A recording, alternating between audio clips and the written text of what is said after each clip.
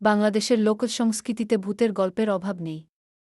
তবে গ্রামবাংলার বিল বা জলাশয়ের ধারে প্রচলিত মেছো ভূতের গল্পগুলো বেশ রোমাঞ্চকর হয়। চলুন এমন একটি গল্প বলি। জেলের থলে আর মেছো ভূত। অনেক বছর আগের কথা। এক গ্রামে এক গরিব জেলে বাস করত, নাম তার রহমত। রহমত প্রতিদিন রাতের বেলা একা একা বিলে মাছ ধরতে যেত। একদিন মাঝরাতে আকাশটা মেঘলা হয়ে এল, চারপাশ ঝিনি পোকার ডাকে থমথমে হয়ে উঠল। রহমত সেদিকে খেয়াল না দিয়ে একমনে বড় বড় শোল আর বোয়াল মাছ ধরছিল। হঠাৎ সে অনুভব করল তার পেছনের ঝোপঝাড় থেকে কেউ যেন ফিসফিস করে কথা বলছে। রহমত ভাবল হয়তো বাতাসের শব্দ। কিন্তু একটু পরেই তার নাকে এল পচা আষ্টে গন্ধ।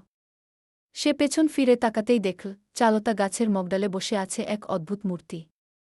তার গায়ের রং কালচে, চোখ দুটো ভাটার মতো জ্বলজ্বল করছে, আর হাতপাগুলো অস্বাভাবিক লম্বা। সেই মূর্তিটিই ছিল মেছো ভূত। ভূতটি বিকট স্বরে বলে উঠল, রহমত রে, আমাকে একটা মাছ দে। রহমত ভীষণ ভয় পেয়ে গেল, কিন্তু সে জানত ভয় পেলে চলবে না। সে বুদ্ধি খাটিয়ে বলল, মাছ তো দিব, কিন্তু আমার এই জালটা একটু ঠিক করে দিবি? এটা জড়িয়ে গেছে গু। ভূতটি যখন লোলুপ দৃষ্টিতে মাছের দিকে তাকিয়ে নিচে নামতে শুরু করল, তখন রহমত তার ব্যাগে থাকা এক টুকরো সিঁদুর আর লোহার কাস্তে বের করে ফেল। গ্রামীণ বিশ্বাস অনুযায়ী ভূতপ্রেত লোহা আর সিঁদুরকে খুব ভয় পায়। লোহার কাস্তে দেখে ভূতটি এক লাফে আবার গাছে উঠে গেল এবং কর্কশ গলায় চিৎকার করতে লাগল।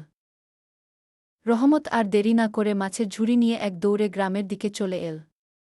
পেছনে শুনতে পেল সেই বিদেহী আত্মার হাহাকার। সেই থেকে রহমত আর কোনোদিন একা রাতের বেলা ওই বিলে মাছ ধরতে যায়নি। ভূতের গল্প পড়তে কি আপনার ভালো লাগে? আপনি চাইলে আমি শাকচুন্নি বা নিশি ডাক নিয়ে আরও কোনো ভয়ঙ্কর কাহিনী শোনাতে পারি। বলব কি?